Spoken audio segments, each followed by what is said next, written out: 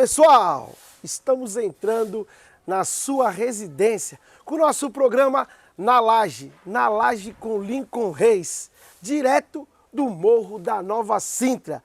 Antes de chamar o nosso convidado, que ele é professor de filosofia, professor está na área, mas porém eu tenho que acordar minha produção. A produção precisa acordar que o foguete vai passar. Produção, roda a vinheta que o foguete vai passar.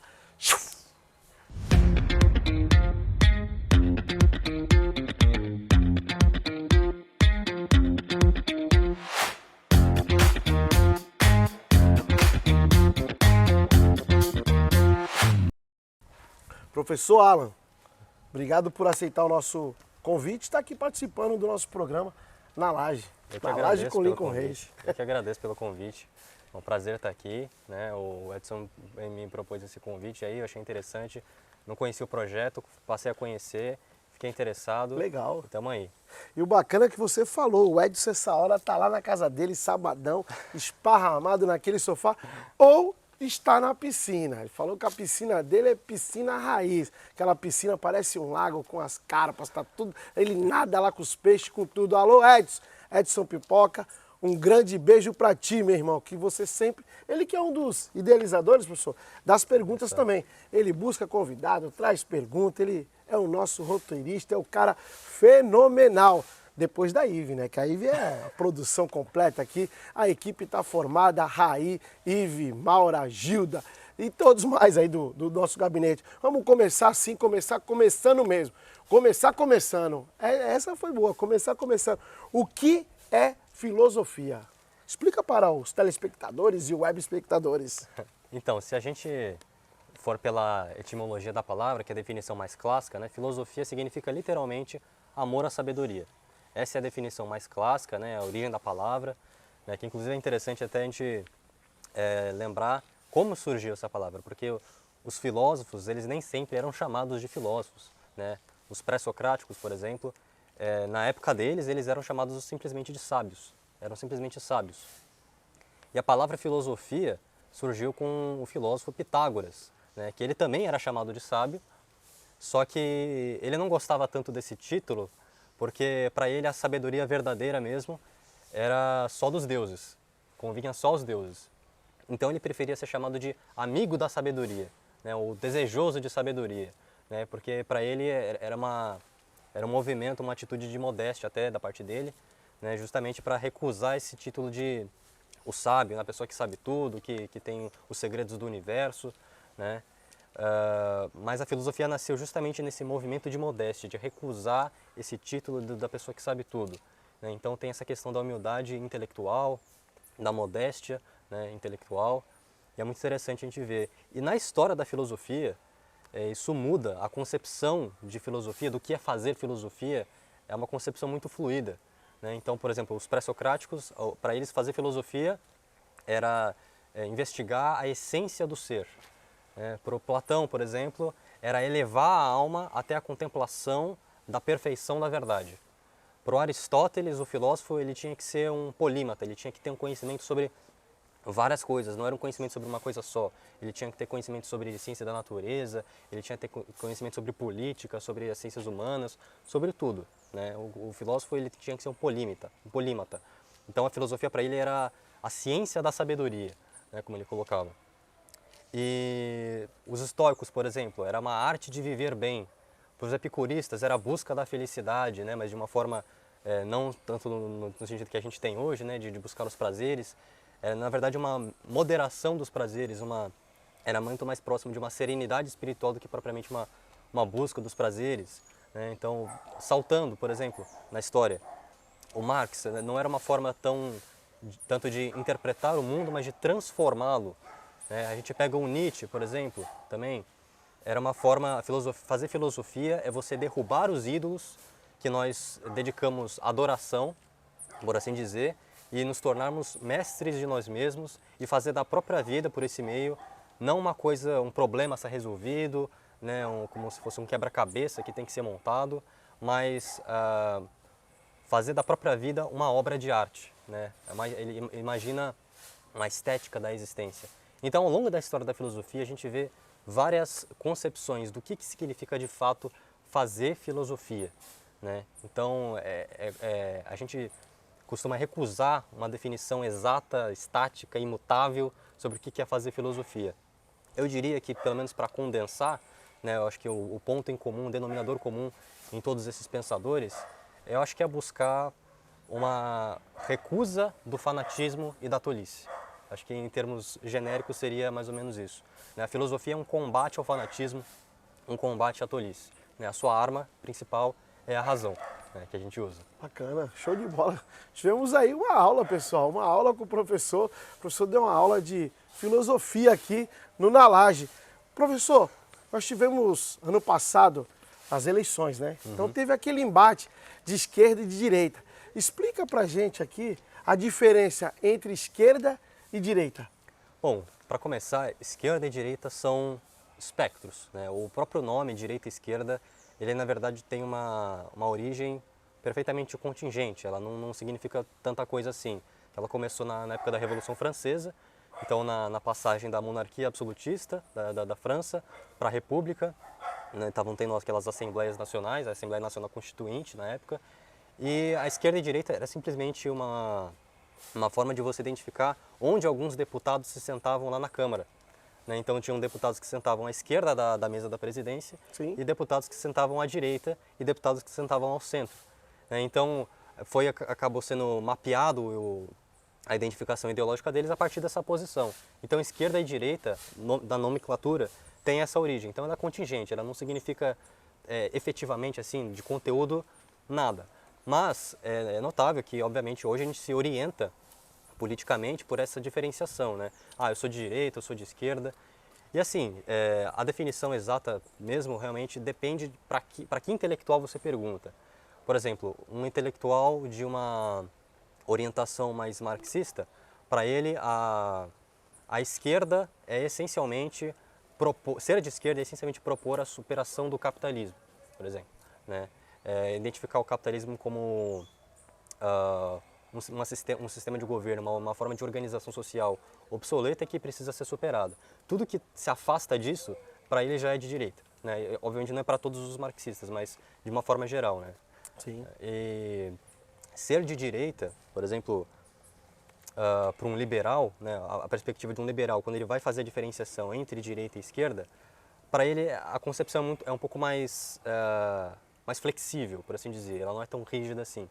Então, por exemplo, ela diz respeito mais à questão da intervenção do Estado, né, na sociedade. No caso, especificamente, a intervenção econômica, né, se o Estado deve intervir na distribuição dos bens e tudo mais, sim. né? Então, é uma concepção um pouco mais diferente, assim. O que é diferente, inclusive, também, se a gente for analisar, direita e esquerda não é a mesma coisa que conservadorismo e progressismo, são coisas diferentes, né? Tanto que tem aquela famosa frase que a gente costuma usar, né, que ficou até em voga, que eu sou conservador nos costumes, mas liberal na economia, né, que se fala. Sim, sim. Né? Então tem essa tendência, né, que ser de direita não necessariamente ser tão só conservador e ser de esquerda não é tão só ser progressista. Existe progressismo na direita e existe um conservadorismo também na esquerda, né? É uma concepção lá que é preciso um certo cuidado na hora de identificar, porque, como eu falei, né, já que a própria concepção de direita e esquerda ela é contingente historicamente, né, não tem muito significado na prática, ela sempre está sujeita a alguma mudança histórica. Mas, particularmente, eu prefiro uma distinção que um filósofo francês contemporâneo, na verdade já falecido, né, morreu no final dos anos 90, que é o Gilles Deleuze, que ele faz uma concepção interessante. Para ele, ser de direita ou ser de esquerda é uma questão de percepção. Não é tanto uma questão de visão de mundo, porque eu acho que visão de mundo é mais você ter um conjunto de ideias e princípios em que você consegue identificar uma ordem fixa no universo, você identifica o devido lugar para as coisas no universo. Isso é uma visão de mundo de forma geral. E é uma questão de muito mais de percepção. Mais de percepção, né? Mas a gente tem aquela linha de raciocínio entre o extrema esquerda e o extrema direita. Tu tem algum diferencial de extrema esquerda e extrema direita? Tem sim. Na verdade, é muito comum você ouvir também o famoso argumento da ferradura, né? São duas extremidades que se encontram, né? justamente por causa do formato da ferradura, Sim, né? sim. Então elas acabam se encontrando. Eu acredito que é um pouco caricata a gente analisar por essa forma, justamente por causa do que se defende, né? Na extrema direita e na extrema esquerda, né? Eu pessoalmente não sou nem a favor da extrema esquerda nem da extrema direita, Tu é porque todo centro. extremismo... Tu é centro. Não, eu sou mais centro-esquerda, vamos dizer assim, né? Centro-esquerda. Centro-esquerda, mais ou menos assim, né? Mas é que o pessoal costuma identificar o extremismo com a violência, né? Com Sim, o sim. fanatismo, Arrogância, né? com a arrogância, exatamente, né? E que talvez, por mais que possa ser uma coisa que apareça em comum nos dois movimentos, né? É importante a gente saber distinguir o que exatamente é defendido em tal movimento e no outro movimento. Então, na extrema esquerda, por exemplo, como eu falei, se você for de orientação marxista, você quer superar o capitalismo, né? Se você for de extrema direita, você não quer superar o capitalismo, você quer que ele se perpetue, né? Você quer aprofundar as raízes do capitalismo. Então, são argumentos que se enveredam para caminhos completamente diferentes, né? Apesar de poder ter justamente esse denominador comum de violência, de aplicação de violência, da ideia de que os fins justificam os meios, né? A depender do intelectual, da pessoa que vai defender a sua ideia, são argumentos, são posições radicalmente diferentes. Tanto que eles estão em extremos opostos mesmo. Sim. Né? Então eles defendem ideias radicalmente diferentes. Bacana, bacana. Professor, para que serve a filosofia? Explica aí pra gente. Então, a filosofia, acho que como eu já tinha deixado mais ou menos a entender quando eu respondi a pergunta o que é filosofia, No né? início, né? Exatamente, no início, ela significa um combate ao fanatismo. Ela serve para combater o fanatismo, para combater a tolice. Mas, se a gente for fazer uma reflexão de dentro da filosofia, é muito comum você encontrar esse argumento, e inclusive eu sou adepto desse argumento, de que na verdade a filosofia não serve para nada. Por que eu digo isso? Porque servir para alguma coisa significa que você já tem um critério de antemão, de fora da filosofia, ao qual você busca submeter a filosofia. Então você quer submeter a filosofia a um critério prévio. Só que o movimento da filosofia é você mergulhar até as raízes das próprias possibilidades de pensar. Essa é uma concepção até dos pré-socráticos, né? Que é o famoso pensamento originário. É você ter a coragem de descer até as raízes das próprias possibilidades de pensar, né? Só que... Eu perdi o raciocínio aqui, desculpa. Bom, os cachorros aqui deixaram o nosso entrevistado desestabilizado. Então vamos voltar àquela linha de raciocínio sobre a filosofia, né? Explicar um pouquinho sobre Para que serve, para né? que serve a filosofia, para a gente não fugir do nosso raciocínio e das perguntas. Então, como eu estava falando, a filosofia, eu sou adepto dessa argumentação, né? De que ela não serve para nada, porque para você exigir uma utilidade inerente à filosofia, ou uma utilidade para alguma coisa específica fora da filosofia, é você fugir do propósito da filosofia, né? Como eu havia falado, era essa coragem de descer as raízes das próprias possibilidades de pensar. Então, se eu já tiver um critério fixo de antemão ali, antes de eu sequer me engajar com a filosofia, eu não vou conseguir, de fato, descer até essas raízes. Eu não vou conseguir pensar as possibilidades de pensar mesmo. Não vou conseguir ter um pensamento verdadeiramente crítico. Porque, por exemplo, se eu buscar uma utilidade prática para a filosofia, né, a filosofia vai perder para muita coisa, né? Por exemplo, a medicina é muito mais útil que a filosofia, né? Quando você está doente, você não vai buscar um filósofo, você busca um médico.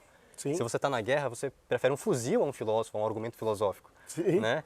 Então, para que serve a filosofia? Depende.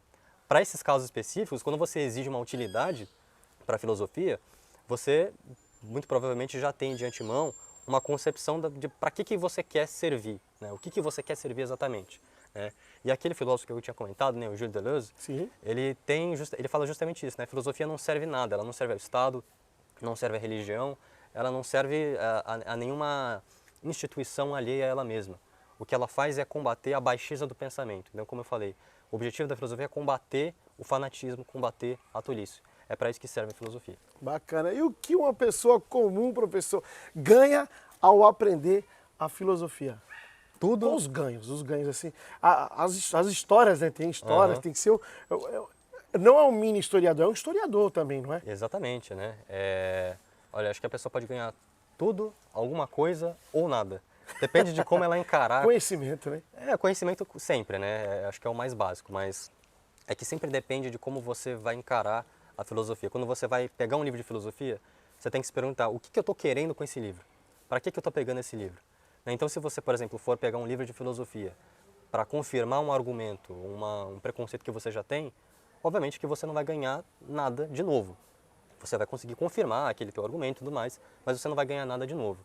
Se você for não só com mente aberta, mas com o peito aberto, você consegue se engajar com a filosofia, com o pensamento filosófico, e você consegue, de fato, expandir a tua concepção de mundo. Né? Tanto que um outro filósofo francês, o Maurice Merleau-Ponty, ele dizia que a verdadeira filosofia é reaprender a ver o mundo.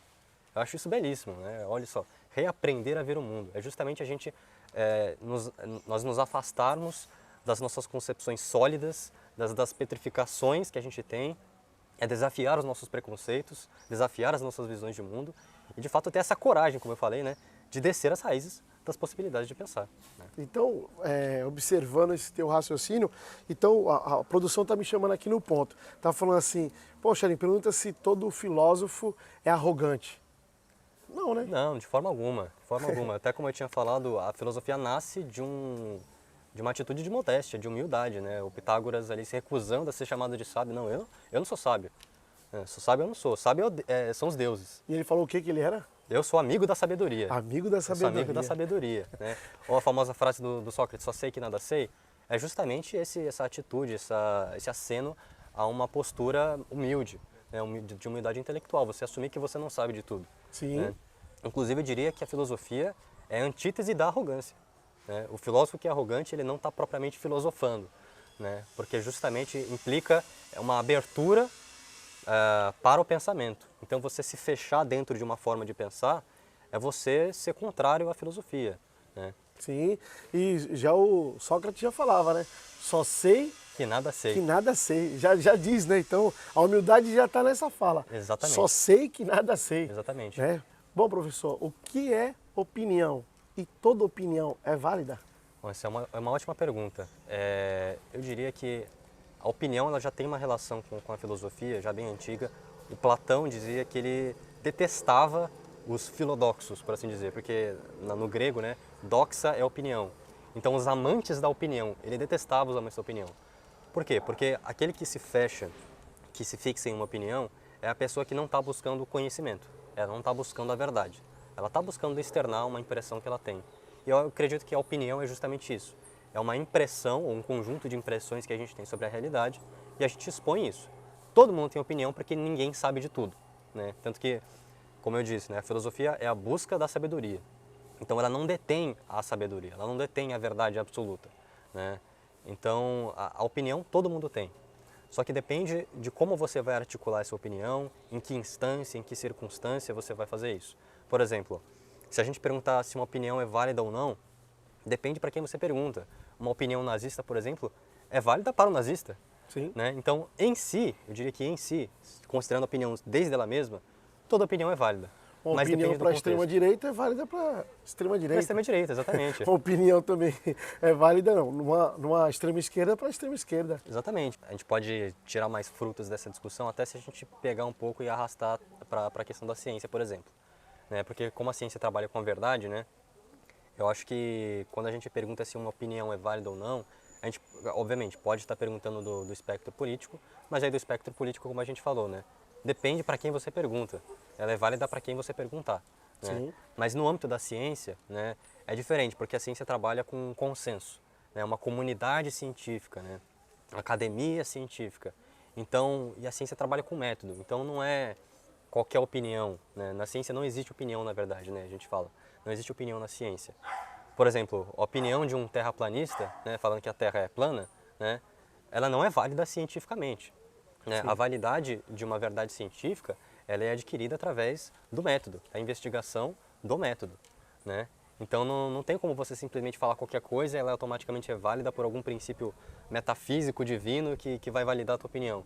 Não, depende de onde você está discutindo isso, em que questão você está discutindo. No âmbito da ciência, né, a opinião ela não é válida, porque ela precisa ser verificada. Então, por exemplo, nas ciências naturais, né, sempre tem que ter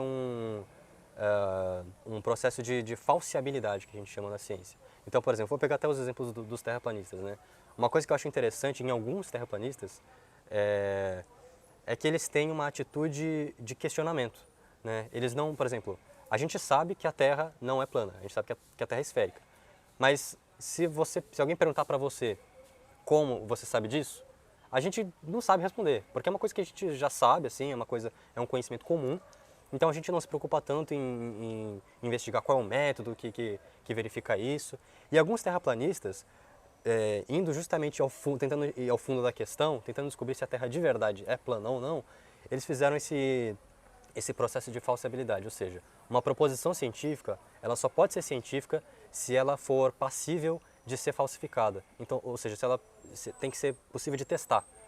Eu tenho que ter alguma forma de verificar isso na experiência. Sim. Se eu não tiver como verificar isso na experiência, não é uma verdade científica. Não significa que é mentira, mas que não é uma verdade científica. Por exemplo, se eu falar Deus está no meio de nós, não é uma proposição científica. Não significa que não seja verdade. Mas ela não é científica por quê? Porque eu não consigo verificar isso. Eu não tenho como verificar, não tenho como testar isso, né? Então é uma coisa interessante, né? Que na ciência que ela também é contra a arrogância, né? Não é de afirmar verdades absolutas. Então, por exemplo, dizer que Deus está no meio de nós, apesar de não ser uma verdade científica, pode ser uma verdade religiosa. Então a ciência, ela não consegue, ela não pode, não consegue, não deve invalidar a religião e nem a religião a ciência. Porque são campos distintos que tratam de objetos distintos e de parâmetros e critérios distintos. Sim. Né? Na sua opinião, professor, há democracia sem política? Olha, eu acho que não existe sociedade sem política, porque a política é simplesmente o âmbito da ação, né? Então, das relações humanas. A política tem relação com o poder. O âmbito da política, o campo da política, o domínio da política é o poder. E não existe sociedade sem relação de poder. Não tem como ter isso. Então a democracia, ela precisa da política, mas não só porque a democracia é assim, mas porque a própria sociedade humana, as relações humanas se dão à base dessas relações de poder. Né? Não é impossível você ter uma democracia sem política, mas é impossível ter sociedade sem relações políticas. Né? E obviamente que a democracia ela é baseada no diálogo, né? Na discussão das ideias, na pluralidade, na diversidade. E, portanto, é uma parte fundamental dela justamente essa articulação política, né? Justamente por ela ser laica, não só no sentido religioso, mas até político, né? Ela tem um princípio de tolerância em que ela precisa tolerar até um limite, né, eu diria, porque não dá para tolerar tudo, senão você não tolera efetivamente nada, né? Você não defende nada, quer dizer, né? E se você tolera tudo, então, se você tolera tudo, você não defende nada. Se você não tolera nada, então você é simplesmente um ditador, né? Uma pessoa autoritária. Sim, A sim. democracia está nesse meio termo ali, entre tolerar algumas coisas. Porque, obviamente, que para você ter uma democracia funcional, você precisa defender alguns valores. Professor, uma pena que a gente está chegando ao final de mais um programa. O programa na Laje foi bacana trocar essa experiência, aprender um pouco sobre filosofia com você, que é um entendedor do assunto, estudou para isso.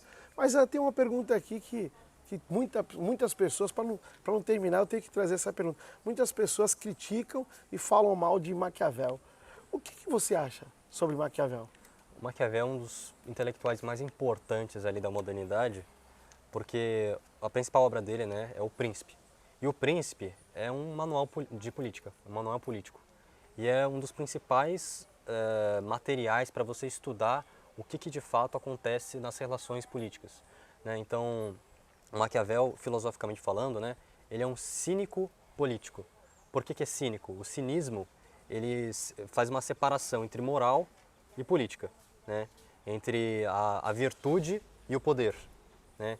E só para fazer uma comparação, o Diógenes, da Antiguidade, ele também era cínico, só que ele era um cínico moral, ou seja, para ele, mais vale a virtude sem poder do que um poder sem virtude.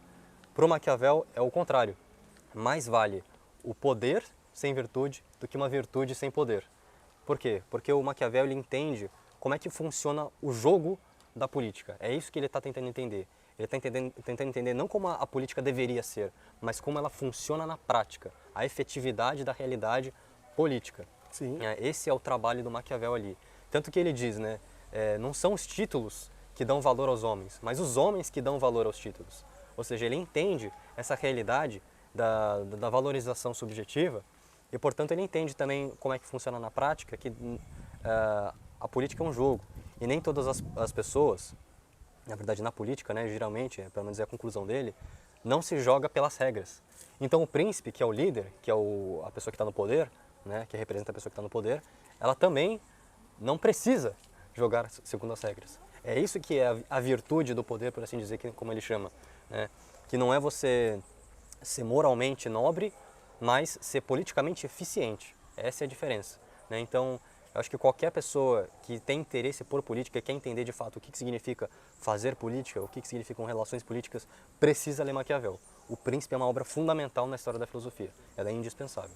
Bacana, professor. Esse foi mais um Na Laje. Antes de terminar, deixo aqui o professor com as suas considerações finais aí, falar sobre o seu Instagram, Facebook, quem quiser seguir e aprender um pouco sobre filosofia. Bom, primeiro eu queria agradecer o convite, foi um prazer estar aqui. Que isso, foi muito legal ter essa conversa aqui, ter esse bate-papo. Eu sempre gosto de falar sobre filosofia, eu sou apaixonado por filosofia. Filosofia é minha vida mesmo. Então toda vez que eu tenho a oportunidade de falar sobre filosofia, eu estou dentro. Bacana. Né?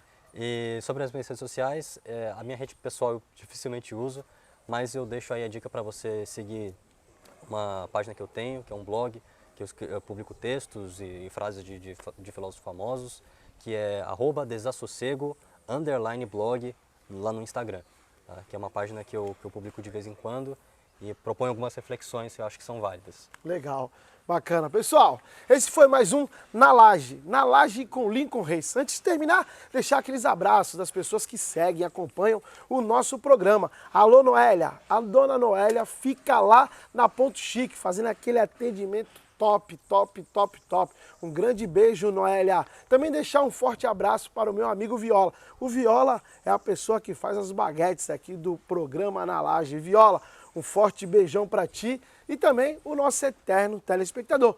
Grande Giba. Giba, o Denis, tem também o Luquinhas, tem também o Santiago, tem também a dona Conceição, lá da Vila Progresso, que sempre está acompanhando o nosso Na Laje com Lincoln Reis. Esse foi mais um Na Laje. Até a próxima.